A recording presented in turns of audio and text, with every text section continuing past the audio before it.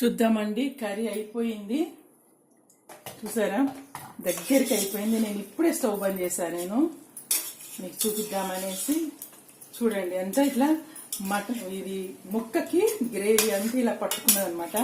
ఇప్పుడు నేను దీంట్లోకి కొత్తిమీర వేసేస్తున్నాను. కొత్తిమీర వేసుకొని కలిపేసుకోండి.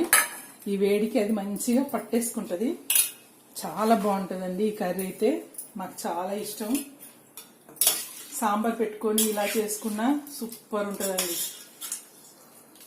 ఇదిగోండి ఎలా ఉందండి, నచ్చిందా? సూపర్ అంటే సూపర్ ఉంటుందండి. కొత్తిమీర అంతా వేసేసాను. ఈ వేడికి అది ఉడికిపోతుంది. చూడండి పొగలు వస్తున్నాయి. నేను ఇంతకు ముందే బంద్ చేశాను. మంచి నూనె కూడా బాగా పైకి వచ్చింది. మనం వేసింది కొంచెం అయినా కానీ ఈ గిన్నెలో నూనె బాగా వస్తుందండి పైకి.